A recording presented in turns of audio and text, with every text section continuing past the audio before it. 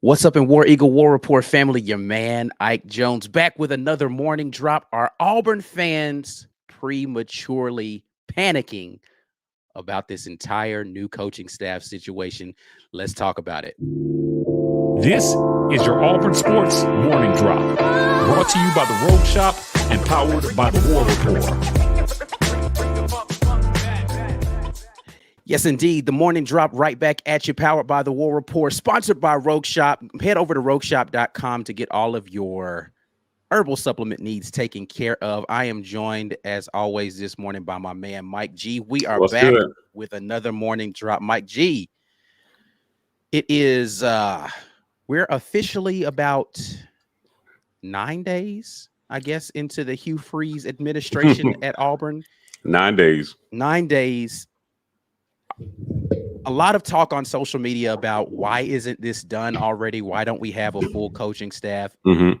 Are we panicking too soon is the question. Yeah, so we kind of touched on this earlier this week on an early morning drop about patience. Patience with the staff. What is it going to look like in year one? And what do people need to expect in year one? If any coach, Ike, that's taken over at this point, it's going to be tough. Early signing day makes it tough. So I don't think it's time to panic. I think people need to temper their expectations for year one personally and just give these guys a chance to build their program. Yeah, I think it's definitely patience is going to be necessary in a lot of different ways when you're talking about a new coaching staff. We appreciate everybody who's dropped in so far. If you haven't already, go ahead and share this video, get some more people in here so we can have this conversation with more of the voices from the Auburn family. If you're trying to comment on the video and you can't, it's because you're not a member of the War Report. We do limit these conversations to members just because who wants to deal with trolls early in the morning? If you're going to troll, at least, drop a few dollars in there for the trouble. But $5.99 gets you to the patron level where you can get all the film breakdown stuff. But make sure that you go ahead and support that. But like the video right now, subscribe to the channel, and make sure you share the video. But as you said, Mike G, patience is going to be necessary. Again, the hire just happened. Like, I think it feels weird to say that. Like, it does feel like it's been a long time, but it was last Wednesday when the introductory press conference happened. You're muted. Hugh Freeze has barely got his suitcase unpacked. Yeah, I would be shocked if he is fully unpacked yet. I really would. Yeah, so all reports are he's out recruiting. Yeah, and that's what everybody complained about with the last guy not being on the road. So he's doing the job right now. It's just going to take some time for him to establish his vision, right, and establish his message to recruits. Because until you've seen it on the field, it's hard. Yeah, it's really difficult. And this isn't the SEC that he left. So I know he has a reputation, but, in year one, all the panic, I've been seeing it on social media and Twitter, and people are like, oh, we got to get this guy. We got to get this guy. And my favorite thing is every time a guy hits the portal, yeah, there's like 8,000 retweets. Like, we need him. Right. I mean, I'm like, do we though? They don't even know the stats on that person, whether or not they're any good. Like, right. But here is the thing that I think is relevant for this, right? Like, and I've been vocal about this. If you want to be out here on the recruiting trail and you want to start strong, having the staff finalized is going to be important. And I think it's necessary to do that before early signing day happens. I was hoping that it would happen even before we started having the portal entries open. Right. Right. But again, that's hard. That's a hard thing to do because people forget. And even with me and my enthusiasm and wanting to see this move forward, there's contracts that have to be negotiated in this. Yeah. It's not simply about, I want a guy to come be a part of my staff. We're going to have a handshake and be like, hey, you want to come join me? There's a contract that has to get negotiated. Most of these people are working somewhere right now. So it's not just like, hey, Hugh Freeze wants me to come work with him. So I'll holler at y'all. Yeah. So I'm going to drop everything. Yeah. The OC hire, I feel like, is not particularly that important. Yeah. Right. Because we have a coach who is an offensive mind and he should bring the offensive identity. Now, bringing in somebody to work on the particulars of quarterbacks, probably pretty important. But like, if you don't have that guy today, you're not really losing any time. Yeah. Right. There are no practices. There's no bowl game to prepare for. You want to just make sure that you fill out the roster, concentrate on getting the positions of need in the portal. Now, I talked with Blackerby earlier this week about, how many guys does Auburn need at each position? Right. Like, do we need to, they need to concentrate on offensive line. Certainly. I think that's the area of biggest need right now. But is it time to panic about it? No, not really. I think get your linemen out of the portal because they're the ones that are going to be able to help you immediately. Yeah. They're the ones that are going to be able to help you immediately. And you still need some guys out of high school, but it's such a developmental position. You get a couple guys in the portal, you get some guys out of high school, and then you just keep it pushing going into next season. Yeah, and so here's the other thing that I want to say about this. I think that a lot of the expectation was made because of something that Coach Freeze said at his press conference about people text messaging him and wanting to be a part of the staff. And so people were like, "Oh man, we've got people enthusiastic to want to be a part of the staff. This should be easy. We should just be able to go out and scroll through his text messages and pick one and say, hey, you're the guy that I chose out of all of the potential suitors that were coming in here that jumped in. Y'all jumped in my DMs. Now it's time to do something. Is there a little too much ado about that? Yeah, definitely. Listen, of all the statements he made that people completely overreacted to, it was that one. Yeah. It was, he was just trying to say, hey, there are guys who are interested in coming to work with us. Now, people said, oh, so he's got this all-star lineup of coaches who are really to risk it all and come work at Auburn. And I don't think that was the message there. So that message was completely taken out of context. I feel personally, he's just trying to stress there are people who see the vision and want to come work here with us, and we're going to get people who are going to be on the same page with us and help us accomplish what we're trying to do here. Yeah, so I think it's again, it's taking too long. I think maybe is an overshot. So I went and because people like I was gonna go and try to pick from some of people's favorite coaches to try to look at this and because people were telling me, oh well, Deion Sanders has already hired his offensive coordinator and his defensive coordinator. What's taking Hugh Freeze so long? To be clear, I looked at the people who we've hired thus far on the staff, right? We know Cadillac Williams is going to be the running back coach. We know that Thornton is going to be our O-line coach. We know that, I'm going to butcher his name, Agamamu. I'm so sorry. I need to find out the pronunciation of that because I do not like mispronouncing. Coach Ben is going to be coaching tight ends. Okay. And we just hired Austin as a potential quarterback coach. Not sure whether or not he's going to be that, but he is definitely going to be on staff. That's the entire offensive staff right there. If we roll with that and have Austin, well, only thing that's missing is wide receiver coach.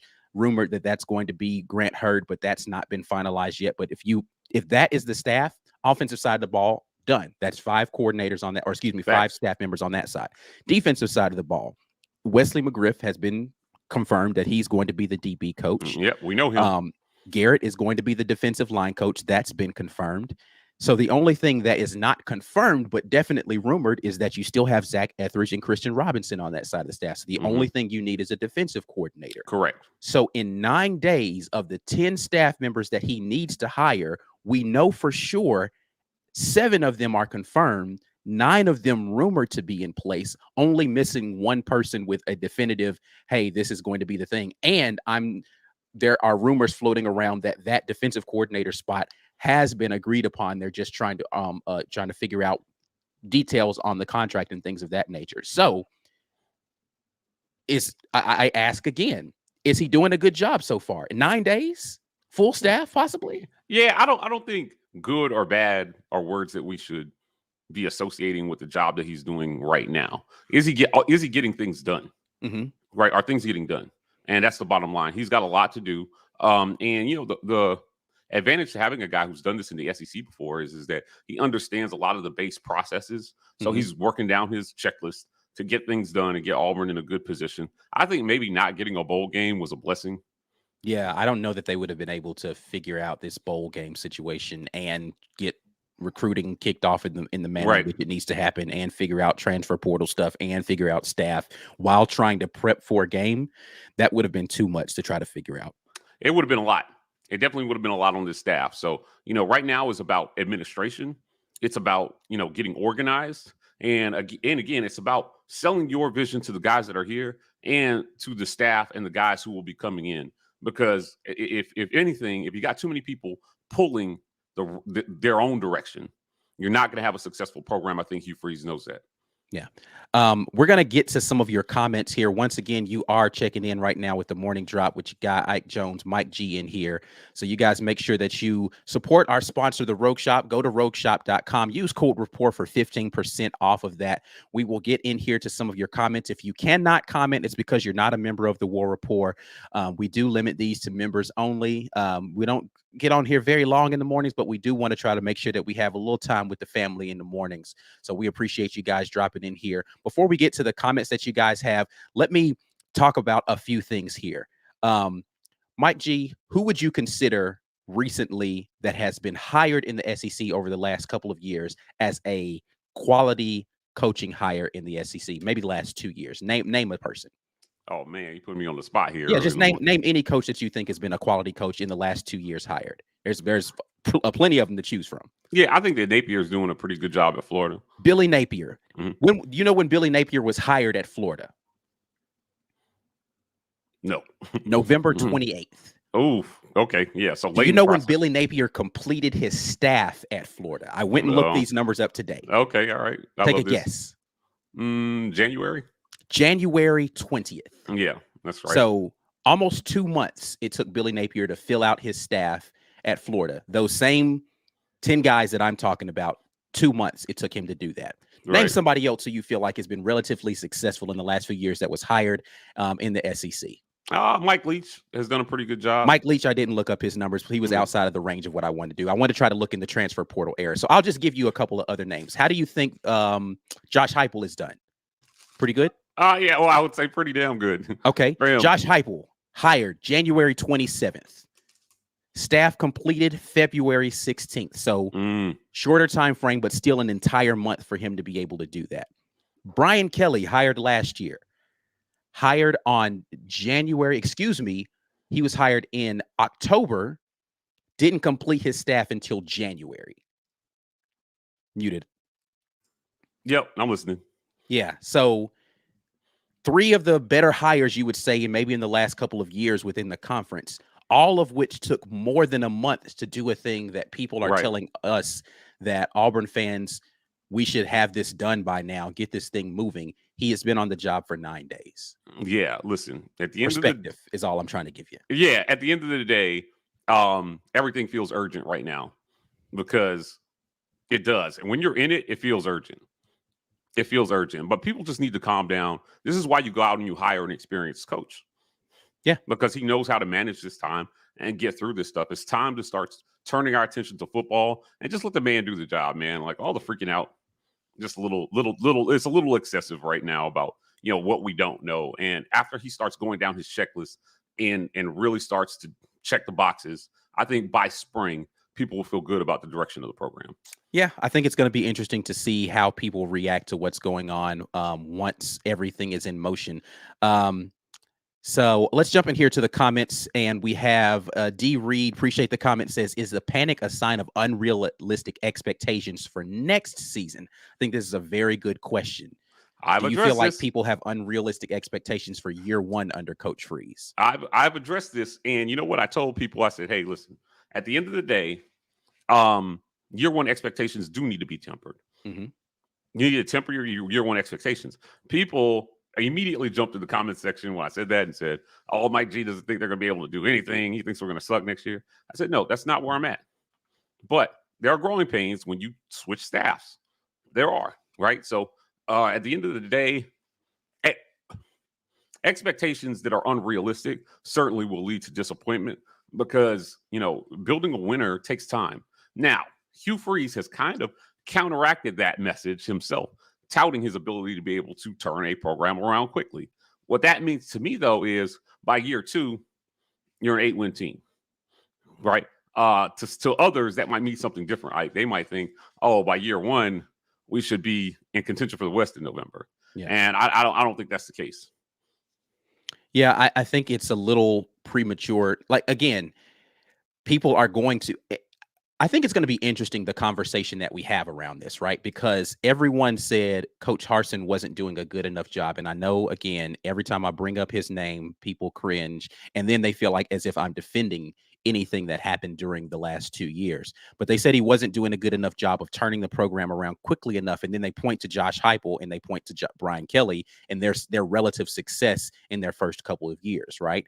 And they're saying, well, they did it in 2 years. He did it in 1 year. Why can't Coach X do it in 1 year as well? And I don't know that we should have the same level of expectation around those people, because you have to look at what the cupboard looked like when they came in, what the culture looked like when they came in, and just figuring out how to do that in a different space can't yield the exact same results. So I think it's a little unfair to compare those two situations, or any two situations, in that way. But we'll see what happens here. But we appreciate, that's a very good question, D. Reed. We appreciate you jumping in here. Super chat from our guy Jazzy Joe. So do you think a big name is being considered in regard to, I'm assuming the coordinating positions for both offensive and defensive coordinators? Is a big name being considered, and that's why it's taking longer for it to happen? I don't. Again, on offense, I don't think that it matters that much who the guy is, because it's going to be Hugh Freeze's offense. On defense, that's really important, right? And I personally am hoping that guys T. Will, but ultimately there may be a big name being considered, because what an opportunity for somebody to come in and make some noise here in the SEC and make a name for yourself in a program that's going to have all eyes on it in year one. Yeah, I think that it is. I think it's going to be interesting to see how this plays out in terms of who the coordinator hire is, because at this point, because of the way that the fan sentiment has grown in their discontent with the lightning turnaround that they thought was going to happen, if that name is not a big name, like, who is a name that's too small, right? Like, if T. Will is the guy, they're going to say to themselves, ah, man, we could have had T. Will this whole time. What took them so long? Right? Like, how big a name does it have to be for people to not complain? I don't know that there's a scenario in which people won't complain, really, but how big a name does it have to be for it to appease the fan base? Well, that's completely subjective, is it not? Yeah. Right? There's going to be some name. There's going to be always going to be a name that's not big enough for some people. It's more important that this guy, you hired a guy, trust him to fill out his staff with the people who, again, are going to be in line with the vision of what they want to do and what kind of football they want to play. And I wish people would be not so focused on the name. Now, again, he may have started this fire by saying, hey, my DMs are blowing up, baby. Like, yeah, he kind of did that during the press conference. So I get it. I get it. But, I just don't think, I think maybe it's just a little overblown. Yeah. I mean, I agree that I think that's it's difficult to temper your expectations when you're excited, number one, but I also think it's difficult to temper those expectations when you get information that you didn't ask for that makes you get a little more excited. You're like, oh, I didn't even ask you what was happening in your DMs. You just volunteered that. Now I'm like, oh, let me see what's going to happen. And Facts. Yeah. And so maybe probably could have kept that to himself. I think there is probably a pattern of behavior that is emerging with that, but we won't go into that too much. You know what that stems from is just wanting to inject hope into the program immediately. Correct. That's all that is. All right. Guy who is probably should be on live with us, but commenting in the comment section. No, I'm just messing with you. B. Will right here saying we're at least getting visits from some of the top portal prospects. We weren't even getting a look from some of the most needed position prospects last cycle. Comment from our guy B. Will here. What are you feeling about that? I feel, again, this is what happens when you change coaches, and there's a lot of hope, and people are reevaluating, and they're saying, hey, can I see myself in this guy's offense? Can I see them in this system? And I think that Hugh Freeze has a very distinct coaching style that makes it easy for people to say, hey, yes, I want to play there, or no, I don't. So it's going to be fun to see what other guys come. It's not time to panic. If they don't come by early signing day, there's a whole other signing day for them to figure it out. Yeah, and I think it's interesting too when you think about that aspect of the whole situation of trying to get recruits locked in. I do think that there is some credence to the idea that you want to try to get the staff solidified so that you can know what you have in the building for the selling purposes, right? Like I can tell you you're going to have a great wide receiver coach in your room. Here's the guy, not trust me, I'm going to bring in somebody good. It's like, no, like here he is. Here's his pedigree. Here's what I can, because we got a lot of wide receiver recruits to stay and to commit. Now, some of them have subsequently decommitted, but because of who Ike Hilliard was. Ike Hilliard was a name that they could sell and say, hey, this is going to be the guy coaching you. And people were like, oh, that's interesting. I'm okay. I'm intrigued by that guy coaching me. So there is some credence to that when you get to early signing day of trying to lock those guys in. But what you hope is that you get out there and you start selling and you make people believe enough in the potential that they don't commit on early signing day, and they give you an opportunity after that for them to lock in their commitment later. That's absolutely true. Listen, get it done, Coach Freeze. At the end of the day, he's got a process. I think fans need to just let the process play out. And 9 days in, it feels like things are moving in fast motion, but again, it's only been 9 days. It's been 9 days since this guy said, hi, I'm Hugh Freeze. Now I'm your new football coach. Right. Let's give him a chance to get settled. Always great to see her in the comment section. Hey, Ashford jumps in here and says, great names coming this weekend at Next. I'm excited. Hey, if Mama Ashford is excited, then there's reason for excitement down on the plains. She has as much of a vested interest in this as anybody, or more than anybody else. So this kind of points to Brian's comment about, hey, man, people are giving us a look. So getting those names on campus is going to be important, and people want to see what we got going on. So, yep, she would know. Yeah. All right. We're going to jump out of here in just a minute. We appreciate everybody for jumping in this morning for the morning drop. Listen, once again, our sponsor for the morning drop is Rogue Shop. So head over to rogueshop.com, use code rapport. We'll be back tomorrow morning, maybe tomorrow morning with another drop. I'll have to see how we can work it out. I still do have dad duties that I got to take care of. I'll see if we can sneak one in tomorrow. But anyway, rogueshop.com, use code rapport for 15% off. We appreciate everybody who has dropped in here with us this morning. Continue the conversation right down there in the comments. But until the next time, as always, War Eagle, we will holler at y'all on the next round.